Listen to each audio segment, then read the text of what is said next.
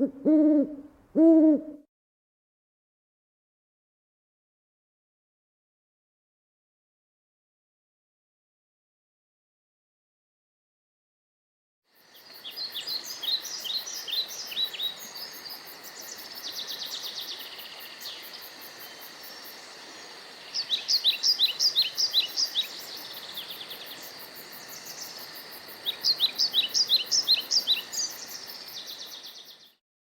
the far north-central region of the United States is Michigan's remote Upper Peninsula, the UP, as natives know it. Geographically and culturally separated from the mainland, it is almost an island, surrounded by Great Lakes Michigan, Huron, and Superior. In the 1890s, Finnish immigrants moved into the iron and copper mining towns in the western Lake Superior region. Disenchanted by dangerous working conditions, low wages, and labor strikes, by 1910, many were migrating into the nearby cut-over forest lands. They carved farms out of the forests and created language island communities, havens in the woods. Some of their descendants still live in counties that are almost 90% forest. The Hanka Homestead Museum in Michigan's western Upper Peninsula shows how Finnish Americans have survived in the forest and how the forest has survived in their minds.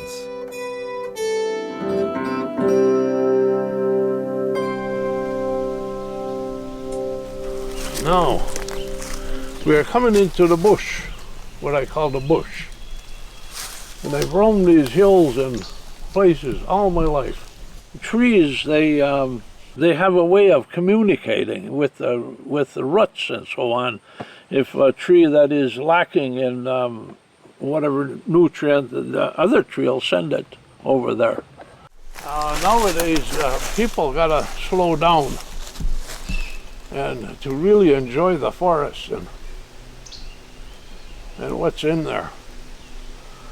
Then when you go slow, you'll see things and you'll find things that normal people would miss. And it's just amazing what's going on with these trees because, you know, the forest, it's, I know quite a bit, but there's so much to learn.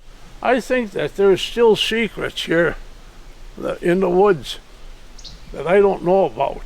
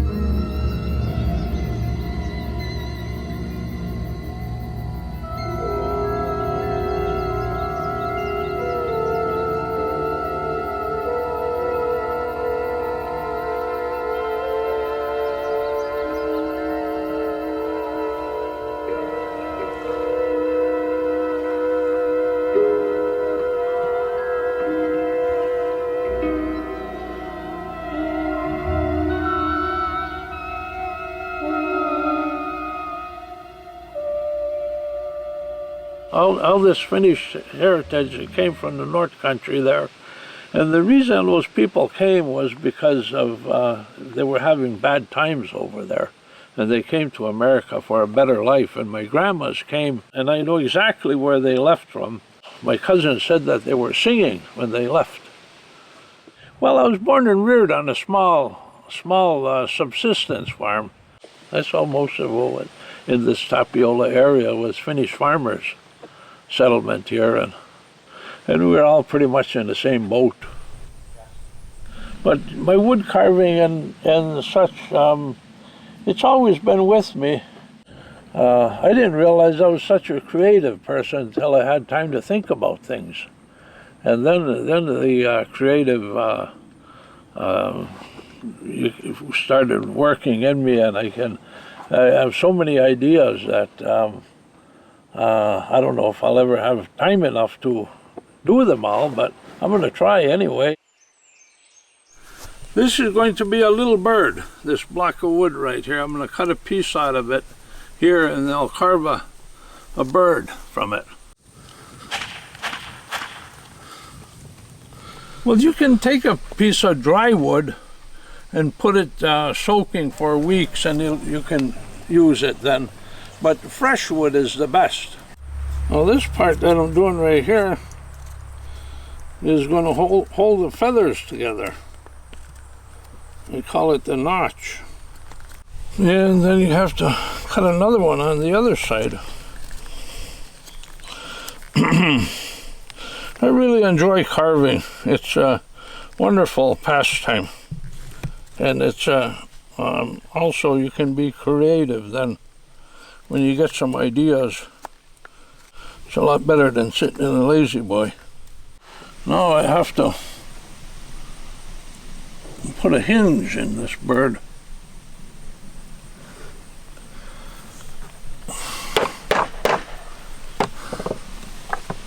There'll be about 1/8 of an inch left right in here, and these feathers are going to fan out. There's a story I heard about these birds that come from medieval times in Finland. Yeah, but it's a short story, so I'll keep you in suspense for a while, and then when I got the bird carved, I'll tell it you. Carve those feathers out now.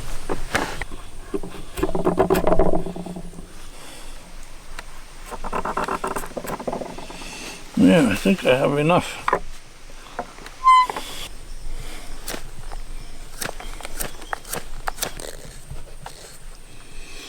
Okay, there's the body of the little bird. Now I'll work on the wings.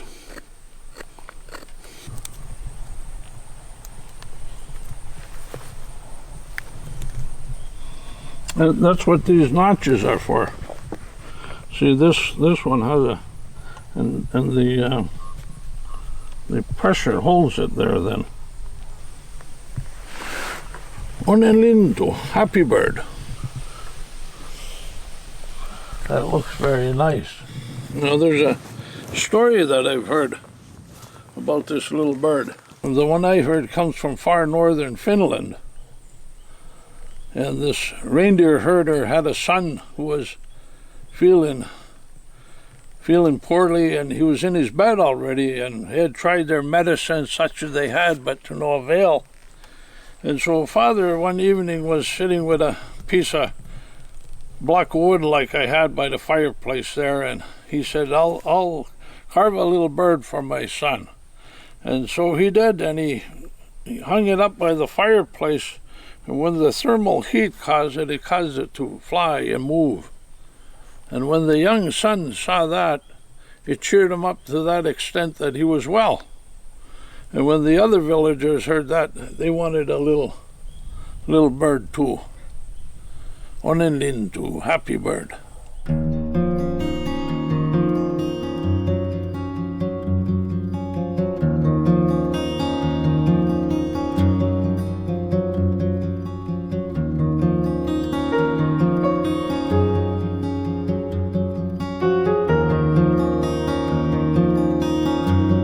I look at something and if I see a nice form coming off the knife, I said, wow, I can use that in my crafts.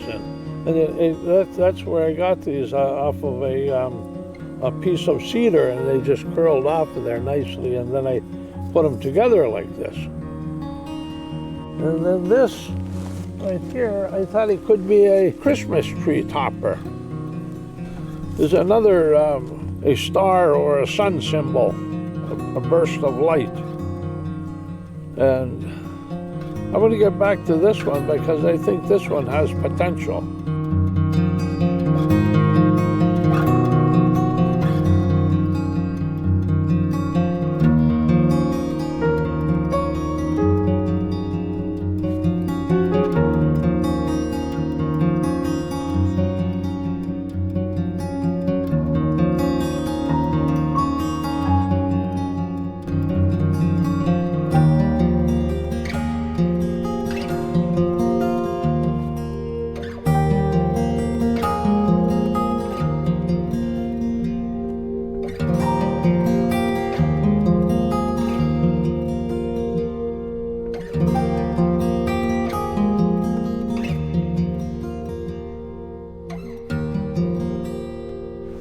Tämä on suomalainen puukko. Minä ostan Suomessa.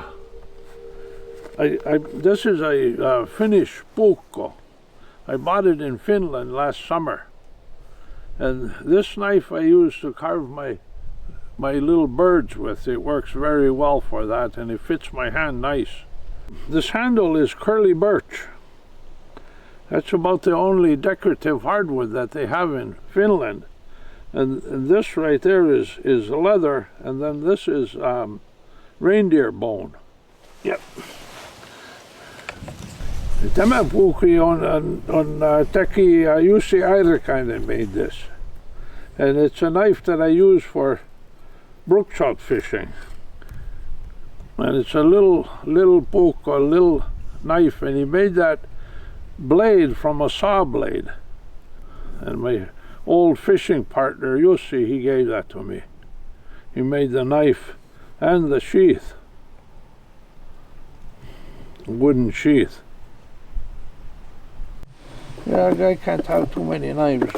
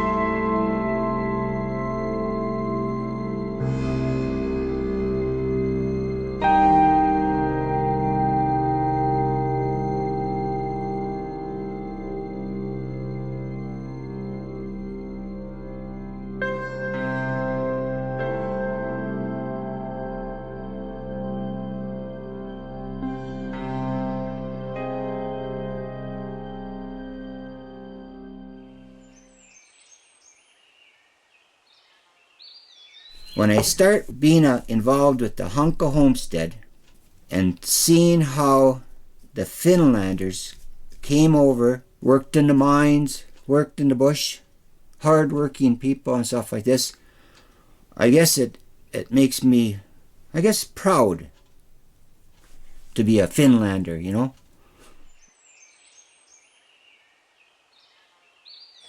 Welcome to the Hunka Homestead Museum. It was established in 1896. It's called the Aita or granary.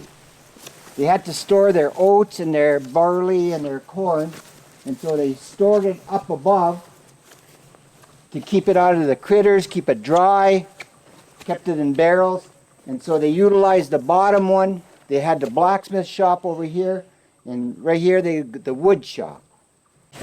They made homemade skis. They sold them, bought them, traded them. They had trouble with the skis. They're good in the fields, but bad in the bush. They started to make snowshoes. They trapped the animals for the hides, for the webbing. Here's another innovation that they had. You got a furrow, you got full of seeds, you pull this along, and the wheel will pank down the seeds and the chain will cover them up with dirt. One less step that you have to do. Made your own wheelbarrow. Had chains and stuff, they just use it for platform, I guess, you know. Pretty neat. They also thrashed their grain. They got a thrasher in here and stuff that separate the husk from the grains and stuff. Now, as we go along, you'll notice the house is the Finnish double dovetail. It's sloped this way, but also this way. It's a locking device that there's no way that this log is going to move. But you can notice how straight that is still. The Finlanders that came here had to have sisu, determination, endurance to even survive here, you know. And we take a lot of things for granted, but these people really worked hard to survive here, I tell you, you know. And not only survive, but prospered too.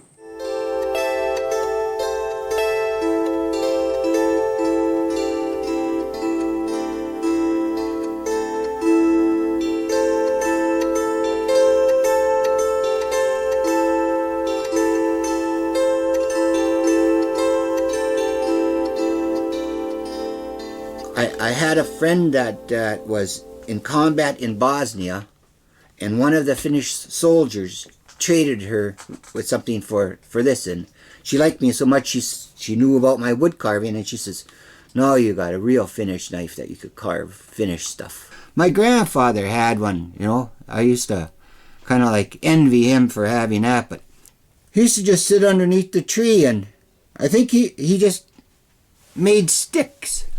You know, he had a stick, and he just, you know, I don't think he carved anything. He did eat apples with that too, you know, cut those apples. The curve right there is perfect for the hand. No slip there, so sharp too, boy. My grandfather on my dad's side was just a little short guy. He would just say hello in English. That's about all the English he knew. The rest was all Finn, you know. My grandmother was, in that side, was Tuini, and she was the typical, probably 4 foot high, 4 foot wide. Always making donuts and bread and stuff like that. And they made their living farming.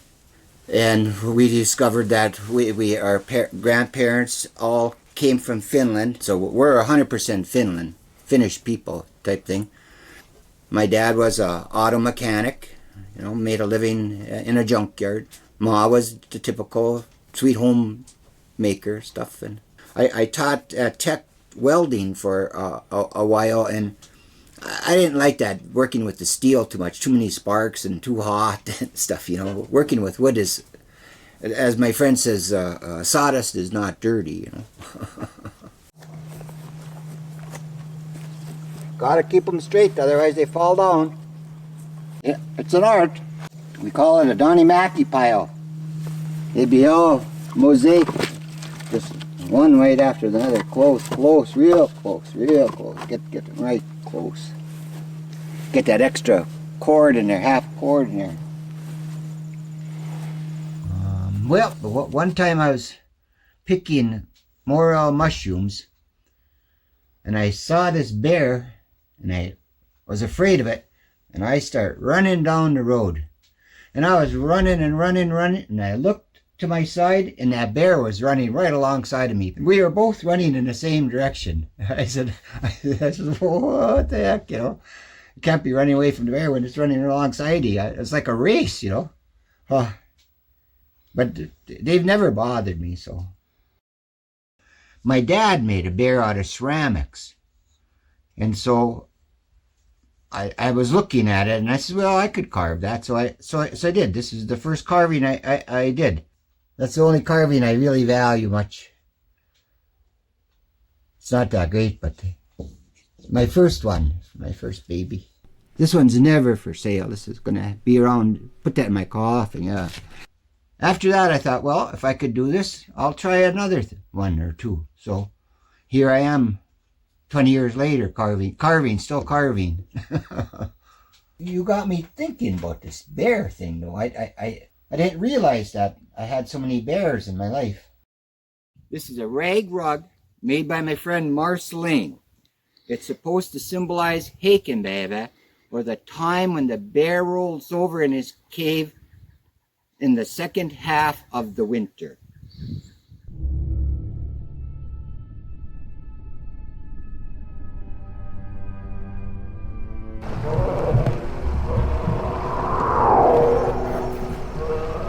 I didn't realize that I had so many bears in my life.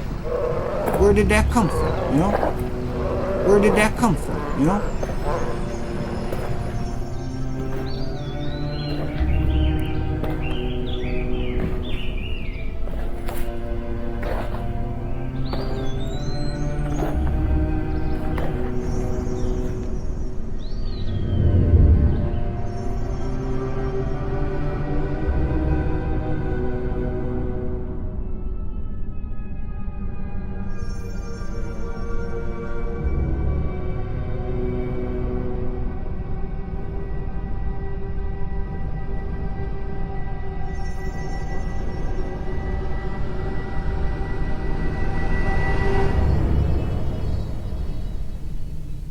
I went to a Heikkila family reunion, and it was surprising. All the Heikkila men were showing me pictures of their woodworking, you know. Either they were carving, or they were making things for the house, or they were making tree houses or something like this, and we all got together and we said, well, that's real odd that none of us associated with each other through the years. I haven't seen many of the cousins for, 40, 50 years, and they were all into that woodworking thing. So that was kind of neat. I said, well, I guess it must be in the genes, touching that wood and stuff, There's not a lot of detail. If you look at the face, yes, there's the eyes, but no eyelashes, no really wrinkly on the face. I think it's just basic forms and using just a knife, a bucco, You got the tip of the knife to help you. You got the back of the knife to help you. Be friends with the knife, and won't cut you if it's close. And again, you peel it this way a little bit, and you see how the grain is going that way, so you pull it like so, pull it like so, pull it like so. Wood is like straws going up a tree, a bunch of straws, and so, as they say, you go with the grain, and so, yeah. I always wear my Kevlar glove. My knives are so sharp, if I cut myself today, I won't bleed till tomorrow, Start taking off one chip at a time. Turn it around. Get that other chip. One chip at a time. I could carve this exactly like this one. But what good would that be? You could just go to the store and buy one that looks like this then, So I like to give them a little character, like maybe arthritic knuckles, maybe a broken thumb, maybe something different. Big long fingernails instead of, a little character to the carvings versus the, the regular, normalish, I guess, So it's a work of love, I talk to other carvers, and you're lucky if you get maybe 10 cents an hour for your work, maybe if you're lucky, One of my bread and butter selling things, I sell walking sticks and sauna spirits, non-denominational at all. The sauna spirit is indigenous to the Otter Lake area, which is right here. Otter Lake is just a stone throw, say. It will protect you from evil and bad vibes. A little water splashed on him will re-energize the power, hang in the sauna or in any living space that you want protected. Winter gets pretty long sometimes. Getting older, seems like that snow is getting heavier. I'm thankful I have the wood shop. Otherwise I'd probably go cabin crazy. I don't know. When I'm carving, I'm here all day, and people know that I'm here all day, and they know that there's a cup of coffee up there, and the wood stove is hot, and in the winter, if it's rainy out, they know I'm here. So it's people come over, visit and stuff, and kind of like the community center sometimes here. So, well, we got the Mannins and other Heikkilas. We got the Herolas, we got the Hodias, we got the other Hodia, the Heikkinen, we got the Kauppala, the Paavolas, the Saaris, we got the Waris, we got the Karenins. I guess a lot of Finns in there, eh?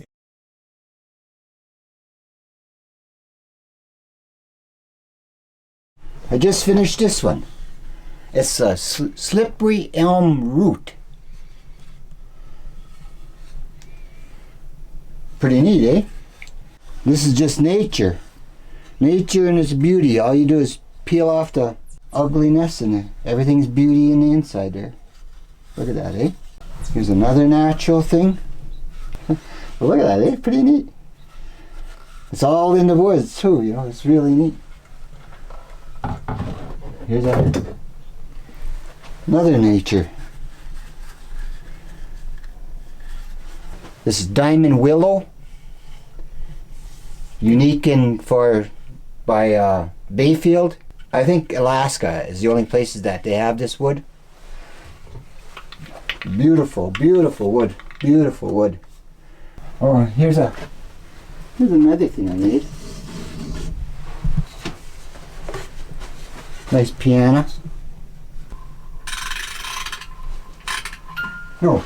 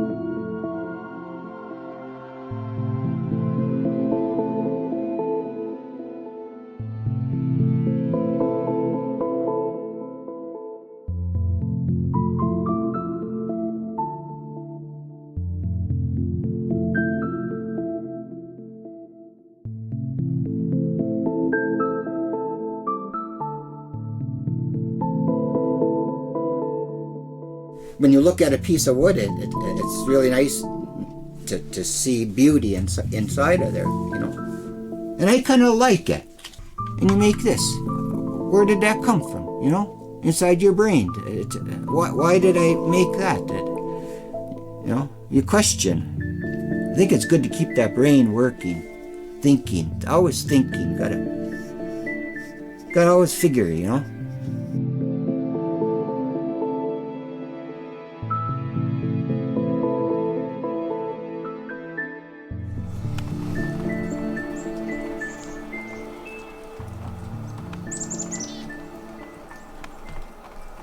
Karjalan piirakka. It's a rye crust, and it's filled with rice that's cooked with milk and butter. And then you put this is egg butter. It's hard-boiled egg and butter, and you put that on top of them. Okay. Enjoy. I hope you like it. Oh, yes. Yeah, that looks good. My father was born in Häme, Finland, in Lempäälä, Finland. And my mother was born in Sundsvall, Sweden, from a Finnish mother and Swedish father. They stayed in Karelia then, until war started, 1939. My dad was called to army already in October. We got an order to evacuate. I was only 3 years old at the time. Whatever we could carry, we took with us, and we left. My father fought the Winter War. Then the door opened to America because most of his siblings were already in the United States, but the father came by himself first. He was here for 13 months and he liked it in the United States, so he sent us a letter telling my mother to sell everything and follow him. And but my mother said no. She said she had started from the beginning too many times in her life. She didn't want to start from the beginning again. So Dad came back to Finland. But evidently he was persuaded her into coming, and February of 1955, the whole family came here. So we ended up in Detroit, where my dad they were holding his job, which he had in Detroit. I had a family friend of mine who was American Finnish, and he worked in a tool and die shop, and he asked me one time, he said, would you like to go into apprenticeship? And I said, yeah, I'll do that, because that would mean work all year round. So I wasn't there too long, and the owner of the company asked me, he said, do you know any other Finnish boys who would like a job? So I got a couple more other Finnish. My brother, I got him a job over there, and another Finnish immigrant boy.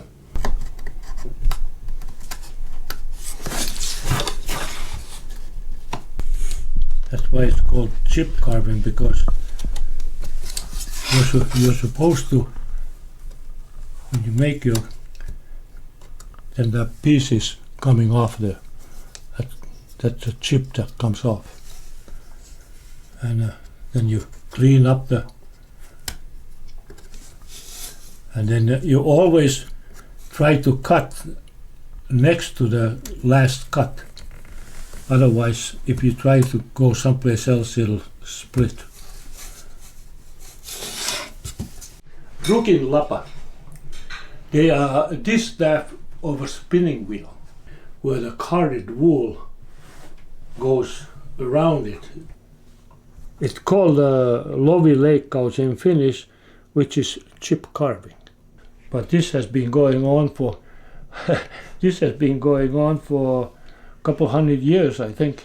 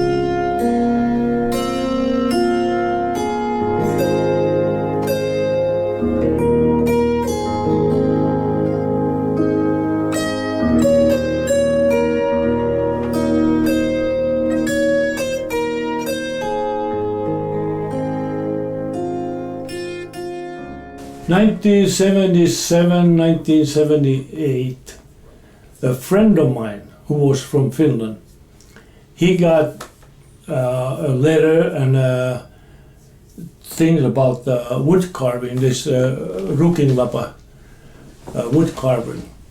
And he asked me, he said, would you like to try that? I said, yeah, I'm interested in trying that. And we started carving together. At that time, this is the kind of knives that you could buy from the store as a chip carving knife. And I didn't like the way, I still don't like the way it fits my hand. And me being a tool and die grinder, I got some pieces of scrap steel at work, and I made my own. They're all made out of high-speed steel, and they are very sharp. And they fit my hand because I made the handles so that they fit my hand and nobody else did. And that's how I started. And I kept it up.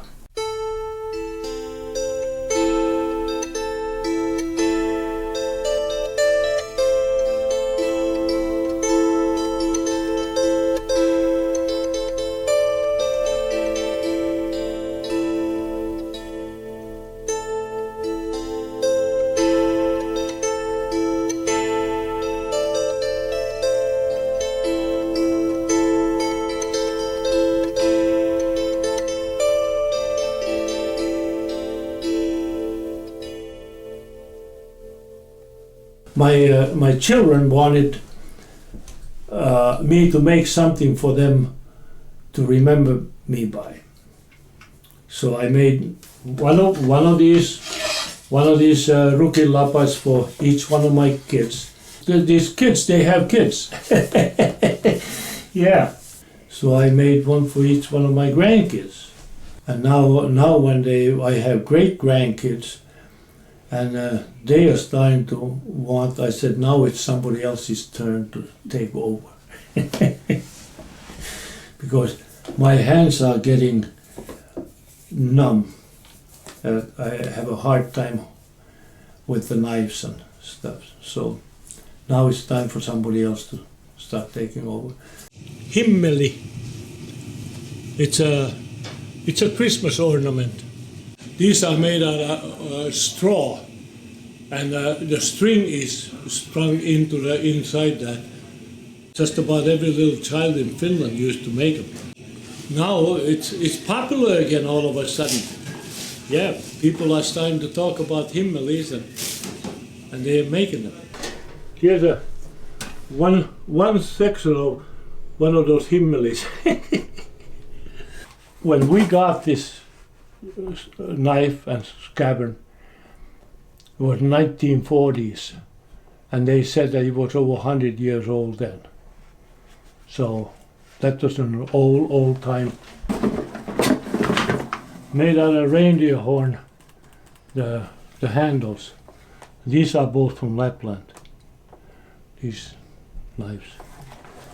I got a couple others. This one my dad wore for years, always with him, this knife. These are little boys' knives. All total, up to today, it has been between 40 and 50 rookie lapas that I have made. This one way up here. This one here. That's the only one that I time myself, how much time I spent. The carving time alone was 108 hours carving time on that one. Yeah. You. I sit here and most of the time I have some Finnish music playing and listen to my old favorites. Some of the Finnish tapes that I sit here and listen to when I'm carving. I spend a lot of times, I listen to these many times over. Ei tuu Suomesta suurta eikä herraa minusta, vaan pärjätty on elämässä silti omilla. Ei tullut Suomesta suurta eikä herraa minusta, ja Viipurissa vierailtu on enää lomilla. Ensilenki siellä kerran syttyi leimahtain, ja rakkauden ihanuuden tuntea mä sain. Kolikkoin mäellä käy haaveet vieläkin, kun poikuuteni syksyyönä siellä menetin.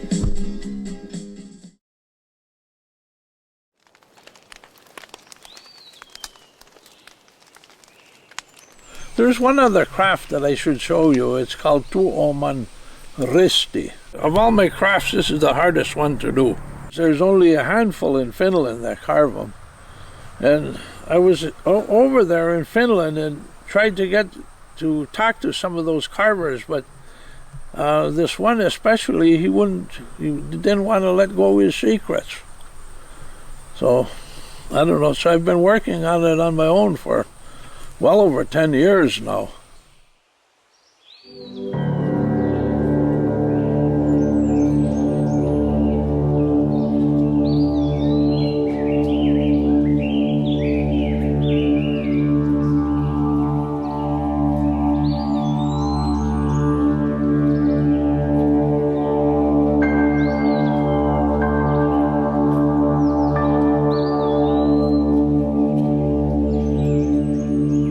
My upbringing, Sunday school, Apostolic Church here in Tapiola, and And I guess the most important thing for me is that when I die, that God will take me home to heaven.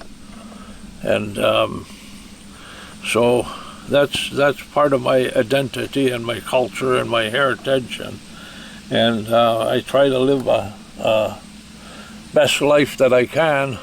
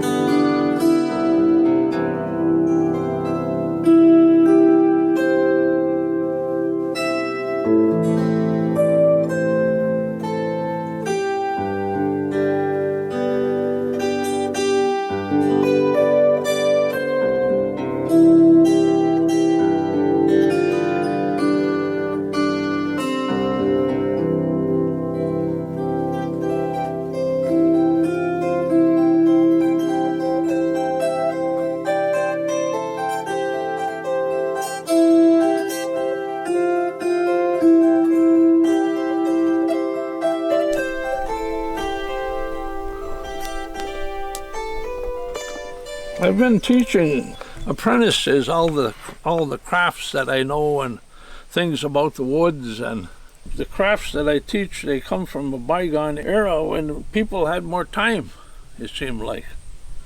Everything now is so busy, because one of these days I'll pass away and my knowledge will go with me. So I'd like to leave some knowledge here, hopefully that when they're older that they remember, and then that they would become interested in it, and then they would expand on what I was trying to teach them. Okay. She's making a keikumies. A keikumies means rocking man. It's a balancing toy. So you could put it on the edge and it just stand up straight. Yeah. Try that one. That might be okay, maybe. Let's see now. That's better, yeah. And so then a year ago, he asked me to be one of his apprentices. And of course I said yes, because I've always wanted to learn this craft, and I know it's not very common anymore. And so I'd like to keep it going. And it was just, I loved it. I loved it so much because, you know, it got me closer to my grandpa, got me closer to my Finnish ancestors, my Finnish heritage, and, you know, it was just awesome. You know, I love it. Yeah, no, this is something he made up. It protects me from cutting myself because I, do that a lot. And most people don't need it, but I like it. I know these are things that, my grandpa, like those toys he did as a kid. So I just really think it's, a connection. I'm doing it as a kid. He did it as a kid. And then his parents probably did it as a kid. And so I just think that's, really cool. Go from the other way then, too, that chip will come out. And then these right here will be for the paddles.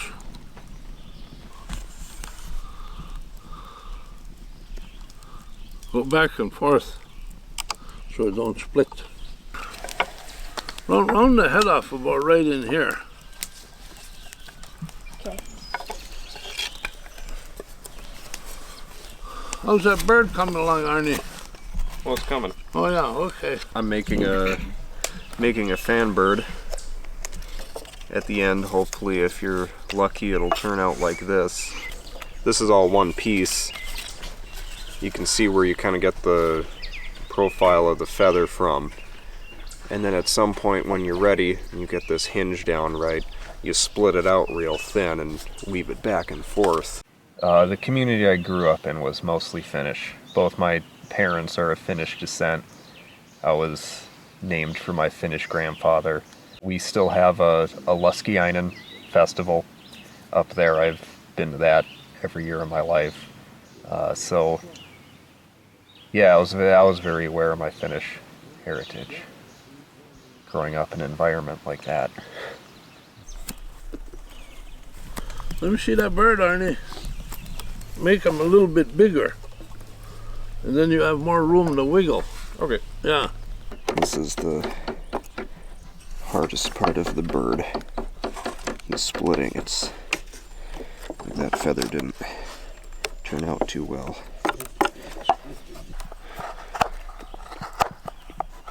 Messed up quite a few. There, that one's all right. My Finnish roots are on my mother's side of the family. My great-grandparents came over from Finland around 1906 or so. Settled in Toivola, actually, and my mother's maiden name was Nasko. And then just over the years, I've become more and more interested in pursuing my ethnic heritage on both sides of my family. I think my identity it just keeps evolving over the years as I learn about my French heritage, French-Canadian heritage, and my Finnish heritage. Music triggered my interest. Actually, I was getting to know Orrin Tikkanen that really got me started on the path of learning about my cultural heritage through music, and then it's begun to expand over time into the woodworking and crafts and other things like that. Let's have Matt take a chorus.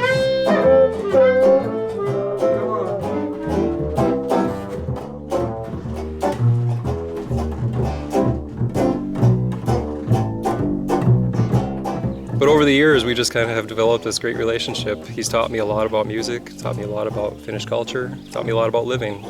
How music led to wood would certainly be this instrument right here. So this is called a yohiko. I hope I pronounced that fairly well, which means bundle of horsehair. A bundle of horsehair. As you can see, the strings are traditionally made with horsehair. These are horsehair strings that are on here. And the bow itself also was made out of horsehair. Now, the reason I did this was because we didn't have access to these. I made this about 14 years ago, I believe, 14 or so. And the reason I made it was because I couldn't buy one. So I thought, well, I can make one. Let's see if this probably will work.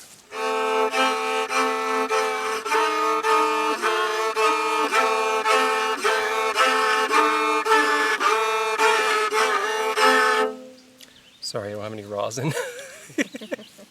Well, you get the basic idea. There are 2 drone strings on this instrument, actually.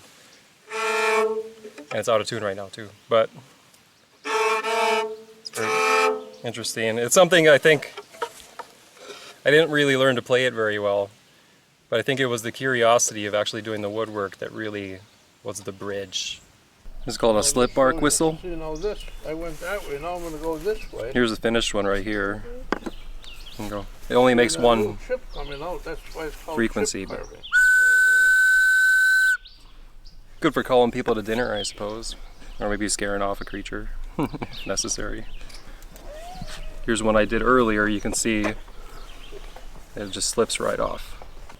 So I'm working on that right now. I just trimmed out the mouth part here, the cut there, and now I need to crush the inner bark here so that I can slip this off.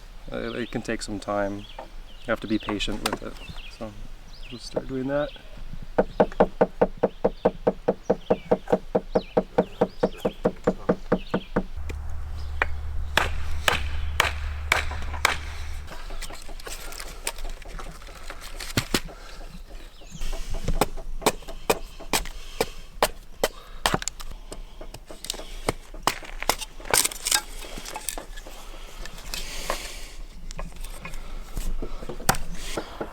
And this part is the part that's going to go through the paddles. So this you can just make, sort of round.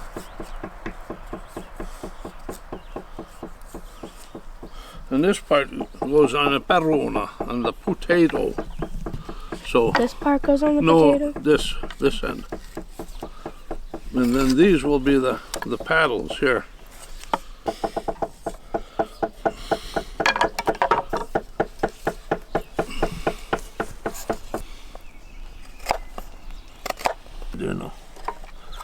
equal?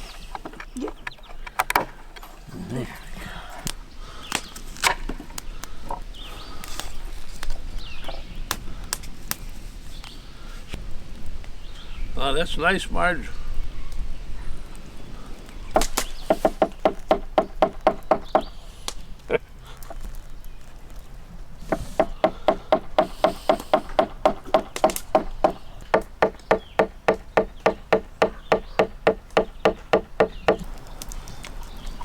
Ta-da, there we go. All right, Monty. Just like that. Yep, perfect. That's perfect. So now I have to trim out a cavity in here so that the wind can do its thing. And yeah, that's got a pretty decent whistle now. Yeah, not bad. That's a saleable bird. It is. Yes, it is. Get a couple bucks for that. Huh? Get a couple bucks for that. No, I would sell that for at least 5. There we go. Oh, yeah. Okay, now we're going to go a little walk in the woods. And my father taught me how to do this. And he taught me the certain way to walk. And the reason for that was, it was a practical reason, and that was to hunt deer. And we needed the meat, so he would send me out every so often and see if I could get some fresh meat. When you're walking in the woods and you're hunting game, partridge or deer, you got to go slow. You can't be a hatahozo, can't be a hurry-up pants. You got to go slow. Now I don't hunt deer so much, but I do use the technique that I learned to observe things and find things and peep some things that people probably would miss.